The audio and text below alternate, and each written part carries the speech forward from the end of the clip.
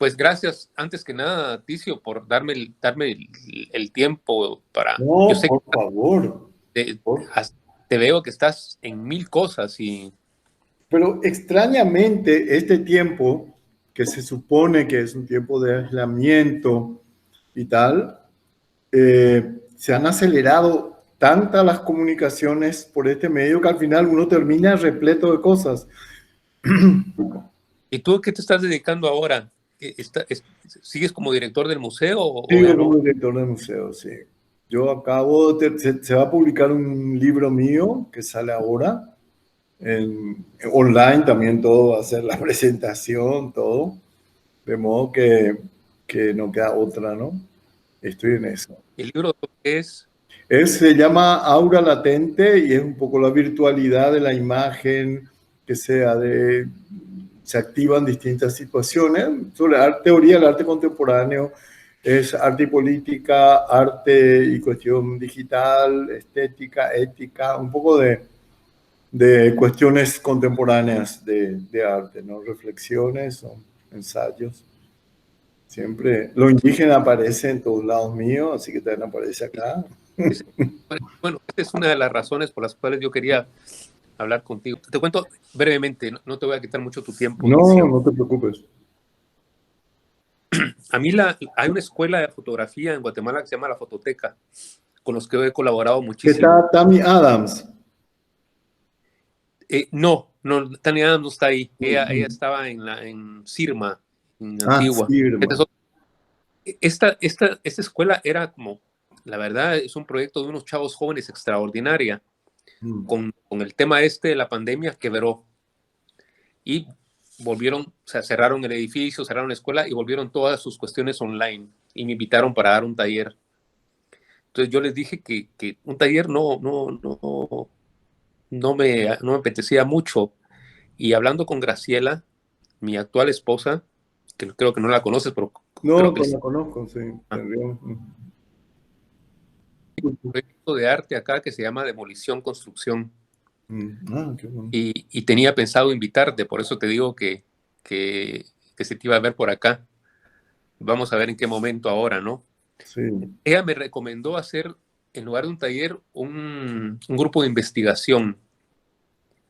Y entonces el tema que yo quería trabajar era arte, le puse arte y miedo. Le puse Mm. así Ujú. porque era eh, investigar qué pandemias han azotado a la humanidad y cómo los artistas han reaccionado a ellas, ¿no? Sí. Desde todas las disciplinas y en todas partes del mundo. Entonces, Francisco es muy amigo mío, él es escritor, eh, licenciado en literatura, vive en Nueva York desde hace como 40 años.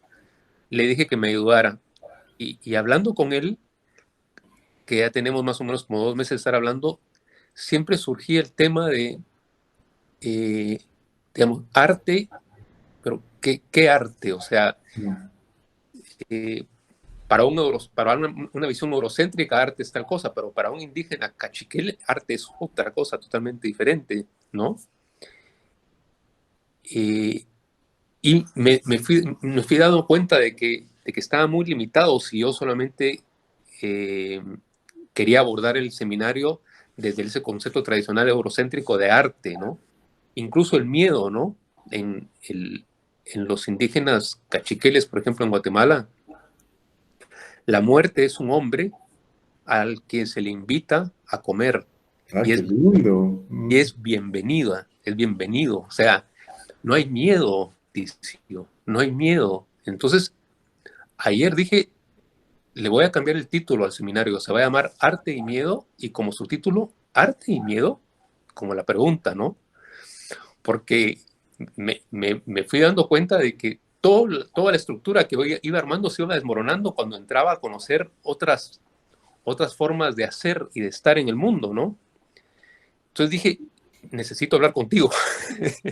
Necesito hablar contigo para que me des, por ejemplo, que me digas, mira Luis, eh, estos conceptos de arte o de miedo se han trabajado de tal forma, o la enfermedad, por ejemplo, ¿cuál es el concepto de enfermedad con tales grupos indígenas o con tales con tales grupos sociales, en tal y tal lugar. Me imagino que tienes mucha información de eso. Y esa era la razón por la cual quería hablar contigo, ¿no? Claro, lo interesante es, a mí me parece bien eso que hayas planteado y luego puesto en pregunta, porque justamente la vacilación que producen otras culturas sobre figuras que están tan bien afirmadas como el arte y como el miedo. Pero extrañamente y para bien, muchas de las cuestiones de las culturas indígenas coinciden con un horizonte contemporáneo que justamente busca deconstruir, o sea, poner en vacilación o en pregunta o en duda verdades que han tenido un apoyo sustancial muy fuerte dentro de un apoyo metafísico dentro de la cultura occidental y que pronto justamente lo que se hace es quitarles ese substare, esa sustancia, entonces vuelven nombres así, el propio nombre de arte, bueno, como decís vos, bueno, ¿qué es el arte? Y yo en mi libro, Aura Latente, justamente trato eso, ¿verdad? ¿Qué pasa con posibilidades o virtualidades que tienen cierta hora de llegar a ser arte, pero arte mismo no son, te decir, o pueden ser o no ser, pero ya no hay algo que garantice, perdón, de Sí. manera absoluta, sí, el tema, ¿no? Entonces, con lo indígena pasa lo mismo, es, bueno, arte, sí, pero ellos no lo llaman así, pero Claro. evidentemente coincide con categorías nuestras de exaltación de la forma, de intensificación de ciertos contenidos que nosotros clasificamos como arte, ¿verdad? Y que entra y sale dentro de nuestra categoría de arte, porque esos mismos elementos aplicados a qué. Entonces, esa contingencia del aquí y ahora que Walter Benjamin justamente conoce como aura, ¿verdad? Ujú. Entonces hace que depende en cómo miremos o de qué miremos, pero también con el arte contemporáneo pasa en gran parte eso, una situación hecha en forma durante un año antes no tiene el mismo sentido que tiene ahora.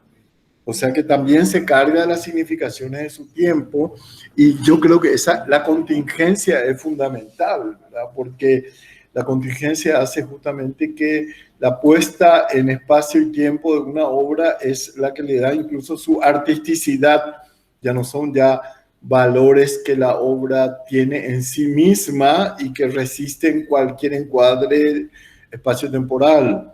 Qué sé yo, si pensamos la Mona Lisa, es una obra que puede en un basurero o un museo, da igual, pero el Mingitorio de Duchamp ya no. No es lo mismo poner en un baño que poner en una sala de un museo o en una sala de exposiciones, ¿no? O sea que Ujú. esa contingencia es la que a mí me parece interesante poner casi arte, podríamos decir hoy que el arte pone signo de interrogación justamente al lado de las palabras, ¿no? Eso es, los abre a la duda, a la inquietud, a la no completud. Y entonces el arte indígena se puebla a eso, entra y sale dentro de una escena que a su vez es móvil, que categoriza o no algo como arte según su posición, no solamente la obra, sino según la mirada de uno. Yo creo que esa contingencia vuelve interesante porque quita todas las sacralizaciones y todas las definiciones fijas y todos los títulos ya conquistados por el arte o por lo que esa contingencia radical, ¿no? Y lo mismo la enfermedad para los indígenas, y yo creo que en gran parte la medicina actual también tiende a entender así, el arte es un desequilibrio, perdón, la medicina, entre fuerzas que justamente los chamanes, por ejemplo, tratan de equilibrar, ¿verdad? Las fuerzas que para los guaraní, como para grupos andinos, muchos grupos, no quiero decir todo, pero lo que yo pregunto tiene un concepto más o menos parecido, el concepto del buen vivir o el bienestar, que no es el bon vivant precisamente. Ujú. eh, Ellos llaman tecoporá y teco quiere decir para los guaraní el estar en situación casi como de cultura, te voy a decir, en situación, ¿verdad? En qué situación uno se encuentra. Y el poná en guaraní es bien, pero también es bueno, una cuestión un poco platónica. Entonces, el estar bien supone para ellos el equilibrio, el estar bien personalmente, la persona, la subjetividad. Por otra parte, el estar bien con los otros, el estar bien bello con los otros y con el medio ambiente. Entonces ahí ya tenés todo lo que es la sustentabilidad y todo lo demás. Y entonces se rompen cuestiones de equilibrio y obviamente eso afecta al cuerpo. ¿Verdad? El cuerpo queda afectado por ese desequilibrio en un sentido u otro. Y el chamán lo que trata de hacer es recomponer las fuerzas que están en desacuerdo con uno mismo, con otro, o ya no puede recomponer quizá en el mismo lugar estático que se encontraba, sino reequilibrándolas, ¿verdad? Porque una enfermedad es una crisis, y la crisis es precisamente ese momento en el cual no es que las cosas entran en desmoronarse, sino que no pueden ser igual, tienen que cambiarse para recomponerse, más o menos. Y yo creo que ahí Sí, sí, tenemos muchos puntos con la situación actual, que es una situación de crisis de todo un sistema, entiendo yo, ¿no? Que no es que va a cambiar por un virus, no va a ser la revolución ni el cambio mundial, pero sí puede ser que abra perspectiva para ir repensando a la gente que piensa que le interesa eso, porque el resto seguirá igual, yo creo. claro, ¿No? claro. Y de muerte, por ejemplo, o sea, el miedo a la muerte, ¿cómo se maneja, digamos, en el grupo guaraní o en las culturas andinas? ¿Cómo sientes que lo ven?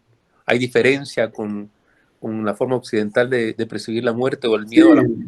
Sí, totalmente, totalmente. Son formas mucho más cargadas de una sabiduría enorme que comienzan por asumir lo orgánico, la finitud también como horizonte orgánico de cumplimiento y que es vista como absolutamente como parte de los procesos. Depende muchísimo de las culturas, depende muchísimo de los paquetes rituales míticos que se hagan como para poder enfrentar eso, porque evidentemente supone una elaboración, desde el momento que se culturaliza, ya no es algo completamente natural, ¿no? Hay Aquí está Francisco, Ok, aquí está al Hola, Francisco. fin, hola Francisco, ¿qué de tal? no saber de nada de esto, totalmente perdido, angustiado. No te preocupes, gran parte del mundo estamos así.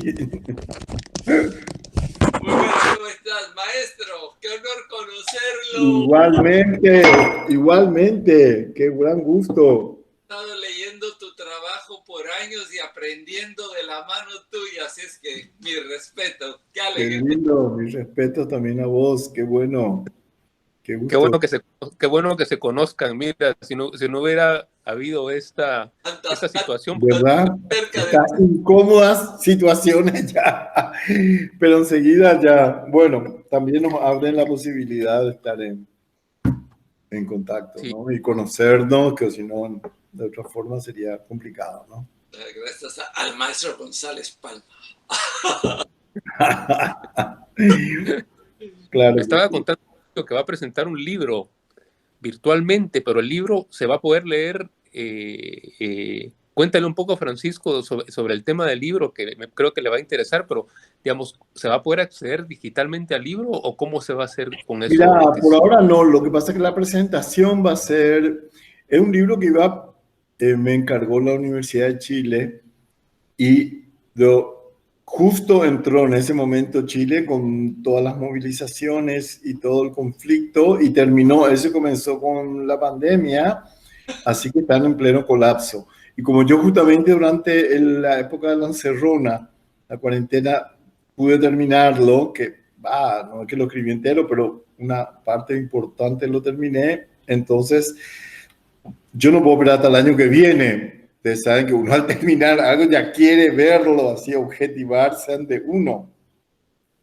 Entonces lo publica acá el Museo del Barro y el año que viene sí, por eso el museo generalmente da libertad enseguida a todas sus publicaciones, pero esa está esperando que se publique en Chile el año que viene, ¿no? Así que por ahora Ujú. estará así como circulando físicamente, pero yo les hago llegar, por supuesto. Ya. Cuéntanos un poco, así, a grandes rasgos, porque tiene mucho que ver con el tema que te estaba diciendo, ¿no? El tema que tocas en el libro. Sí, es lo que estaba hablando un poco con Luis acá de esa cuestión, es justamente la hipótesis del libro, es más, la hipótesis, el punto de partida quizá, es la constatación de la contingencia del arte contemporáneo que hace que una obra ya no sea arte en sí, sino que depende en gran parte de su aquí y ahora, de su contingencia, de su puesta específica en obra, de su espacio específico, de su tiempo específico, de su instalación en un lugar, no precisamente la instalación en un sentido más o menos de montaje espacial de una obra, sino la posibilidad de que se activen sus significaciones en situaciones distintas.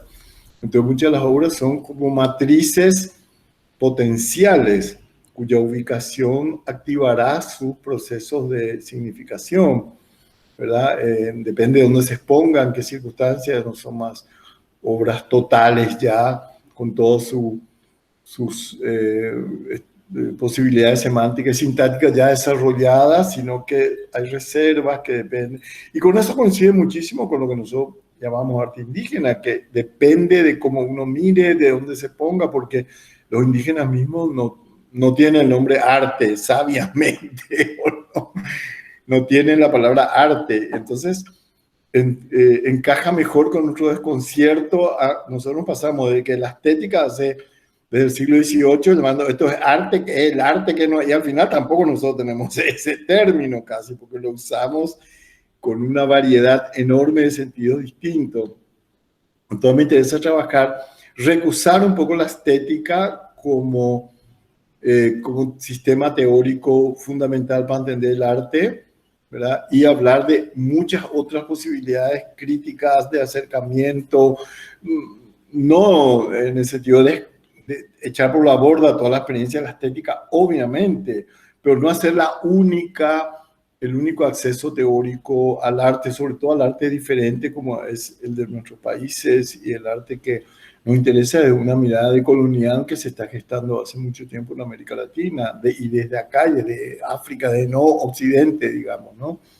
Y entonces lo que significa de ninguna manera desconocer todo ese aporte en absoluto, sino como siempre, vincularlo con lo que a nosotros nos sirve, ¿verdad? Y las muchas cosas, tampoco nosotros somos un sujeto único, indiferenciado, homogéneo, somos muchos y con un espectro ideológico amplio, y ese tipo de cuestiones, y como cuando hablamos de arte indígena, justamente no podemos hacer un objeto metafísicamente complejo, sino en situación. Entonces depende cómo lo miremos, cómo lo ponemos, cómo lo consideramos, en qué contexto, en qué situación.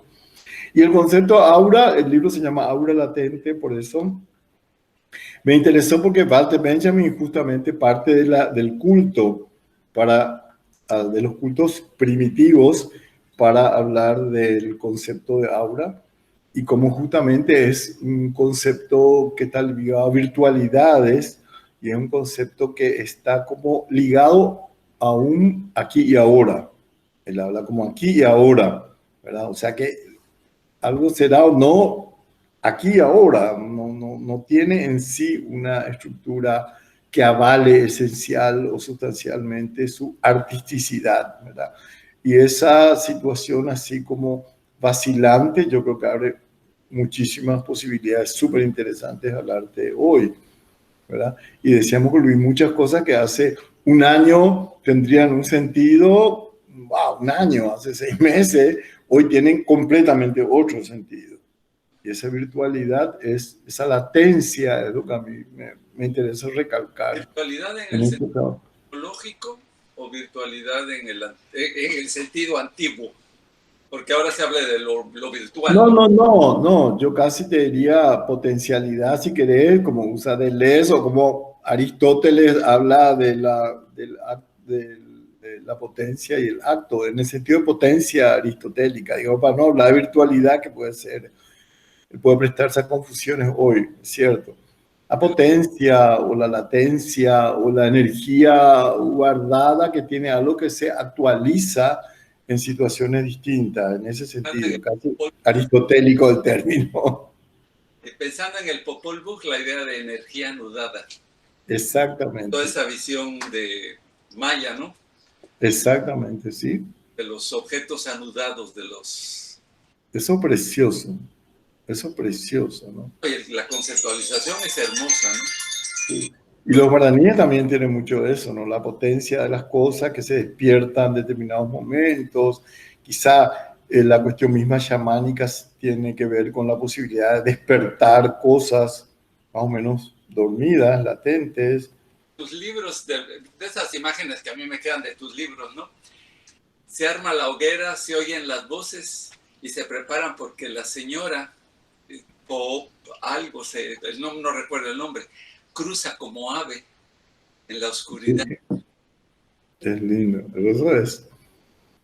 Puedo decir que es lindo porque la figura no es mía, sino de los indígenas, así que puedo tener la inmodestia de decir que es hermoso porque no lo lastimosa. En una oportunidad me dijeron, yo creo que vos inventaste eso. Digo, ojalá yo hubiera tenido. Pero tú lo comunicas, ¿viste? A mí me llega vía tus palabras, entonces la fuerza de tus palabras que me permiten acceder a esa visión y a esa experiencia que para mí es extraordinaria, la cargo. Siempre estoy con eso, ¿no? La señora cruzando el espacio. Es lindo. ¿Sí? Es lindo. Sí, no, esas posibilidades, dice que son experiencias de lo sagrado y están estructuradas, tienen configuraciones materiales, pero llamarlas artes. Depende, por eso, es una cuestión una experiencia que puede darse en un momento, que arroja determinada luz, que nos dice algo especial, en el sentido más amplio de arte, como manipulación de formas sensibles que intensifica una experiencia. Y bueno, si es así, está bien, esto puede ser o no ser, pero nada le da el título de arte con garantía de eternidad. Bueno, el otro venía de la imposición de esa idea de universalidad alemana, francesa, y que luego Estados Unidos agarra con lo de la democracia, ¿no? Pienso yo, no claro. sé. Y sí, son los universales abstractos hegelianos que... Ticio. ¿Qué le da, maestro? No, estoy escuchando. A los admiro tanto que mejor me quedo callado, man. Mira, Ticio, para volver un poco al tema porque yo le preguntaba a Ticio la relación que había o cuál era la visión de muchas culturas o sociedades andinas o en Paraguay, ¿no? Los guaraníes, cómo miraban ellos la idea de la muerte, el miedo a la muerte, cómo miraban ellos la idea de arte, ¿no? Y digamos, yo le comentaba, yo no te lo digo, no te lo había dicho a ti, Francisco, pero le comentaba a Ticio de que anoche se me ocurrió agregarle un subtítulo al seminario, ¿no? O sea, que se llame Arte y Miedo, y como subtítulo, Arte y Miedo, como la pregunta, ¿no? Porque en el proceso que hemos llevado con Francisco, me ha llevado a cuestionarme tantas nociones de arte que tenía, tantas nociones de miedo, de enfermedad, que plantear la pregunta como subtítulo, solo para que le cuentes a Francisco un poco lo que me decías de cómo ven en las culturas andinas la muerte, ¿no? Y el miedo a la muerte, cómo es una visión tan distinta, ¿no? A la que tenemos nosotros.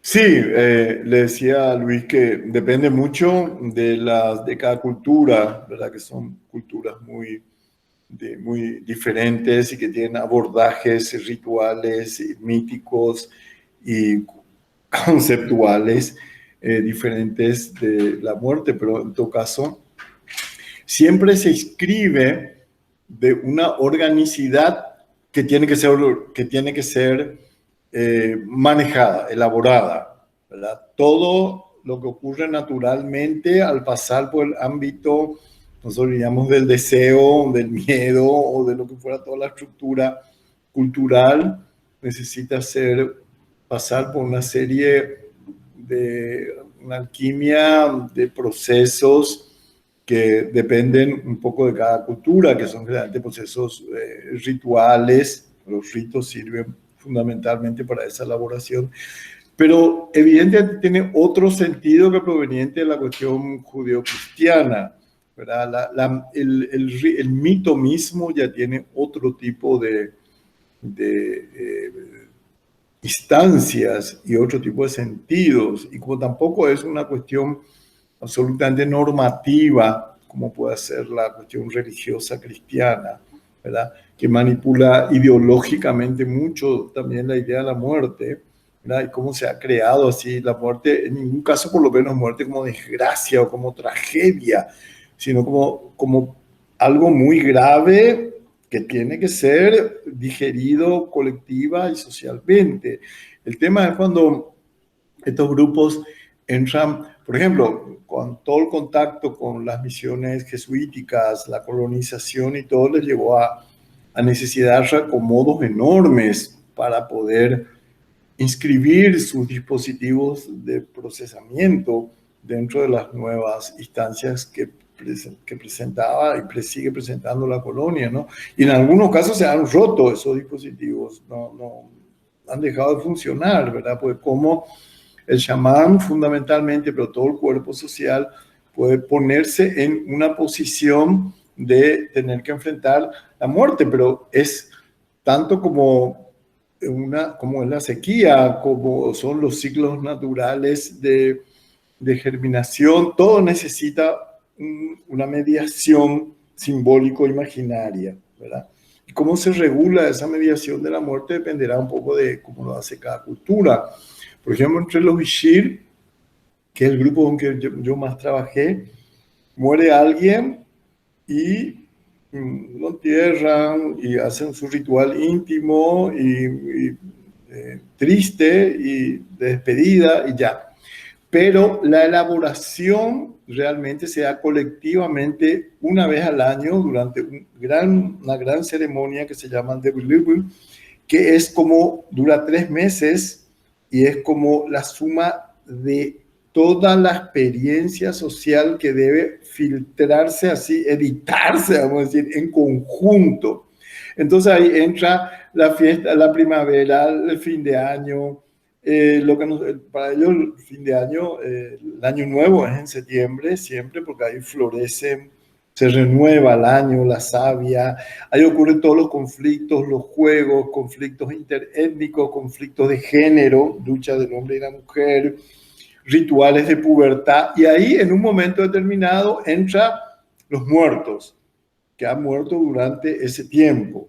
Y entonces entran los deudos llorando, pero a grito pelado, pero en ese límite indeciso de lo que es representación y lo que es presentación, lo que es o no una simbolización o es real, lo imaginario, lo simbólico y lo real comienzan a patinar y entran las mujeres y los hombres llorando a gritos y desgarrándose las vestiduras, desnudándose así de dolor, pero en gran parte es una actuación también del dolor, puesta colectivamente. A lo mejor su padre o su hermano o su tal murió hace 10 meses, ¿verdad? Pero esa instancia reactiva queda latente también, como disponible ese dolor y se manifiesta ahí a través de las formas colectivas. Entonces es como un sistema. Otro grupo chiriguano, los guaraníes, chiriguano-guaraní, que tienen mucha influencia andina, hacen su ceremonia agrícola anual y regresan los muertos para disfrazar, que son con máscaras, regresan para traer la buenaventura, y algunos son finados antiguos, otros son seres más o menos espectrales que van perdiendo ya su reconocimiento, pero vuelven todos los años para asegurar la continuidad y asegurar cierto bienestar, o sea, es una forma de manifestar la muerte, ¿no? Los Enlet ya no lo hacen más, pero hay un grupo que les golpea unas golpizas a sus muertos feroces y nunca más se podía decir su nombre y quemaban todas sus cosas, que quedaban enojadísimos con los muertos. Solamente después de mucho tiempo lo iban recuperando, pero era una forma de su dolor se manifestaba más bien en bronca, ¿no? ¿Por qué las se habían ido o por qué seguían? Entonces, esa es una instancia de, incluso se burlaban de ellos, como los maltrataban y así, ferozmente. Y después de un tiempo, eso habría una instancia de reconciliación con el muerto e integración, ya como un recuerdo, como todo. Durante unos años su nombre no se podía pronunciar. No, hablo en pasado porque esos ritos ya las misiones católicas han extirpado. Entonces, quizá continúan, me decía hace poco un antropólogo alemán que se fue allí y tanto se integró a la comunidad que se casó con unas indígenas en Led y vive con ellos en comunidad. Y entonces él me dice, yo hablo en pasado, y él sonríe y me dice, sí, como diciendo, no tan en pasado. Y anda a saber qué queda ahora, ¿no? Pero cómo han ellos reelaborado ese vínculo con la muerte que habrá llevado siglos y siglos lograr decantar y poner en forma ritual o en forma mítica, social, cultural, política, esa unidad intrincada y así vacilante siempre que son las culturas indígenas, ¿verdad? Estos amigos artistas cachiqueles, uno Sí. de ellos va a describir que nos hemos estado escribiendo, yo les, cosas que he estado escribiendo, yo les mando a ellos, ¿no? Entonces me dice, es Ángel, te envié me dice, la enfermedad es nuestro espejo en este momento, ¿no? Y piensas en Calcoatl y el espejo, que es el que lo hace irse, ¿no? En la barca cuando el hermano se lo muestra, que se ve viejo. Y me dice, y lo que hemos olvidado es invitar a la muerte a que venga a comer con nosotros. Me estaba contando Luis, eso es precioso. Deslumbrante, ¿no? Me tenés que mandar, que intercambiemos un poco. Esas cosas para mí son preciosas. Yo soy muy cuidadoso con los créditos y tal, pero me nutro muchísimo de eso, me nutro muchísimo. Sí, y para ellos es vivido, estamos hablando de cómo me están explicando, porque yo les envío textos sobre cómo la estoy yo pasando, cómo lo estoy entendiendo, cómo estoy procesando, y tratando de entender bastante a partir de visiones no europeas, no occidentales, ¿no? A mí me interesa eso mucho. Y sí, yo creo que es, nuestra visión ha fracasado ya en cierto sentido, no nos queda otra. Sí, las limitaciones se hicieron claras, no hay posibilidades, pero las limitaciones y las imposiciones, que es siento yo lo peor, ¿no? Esa imposición de universales.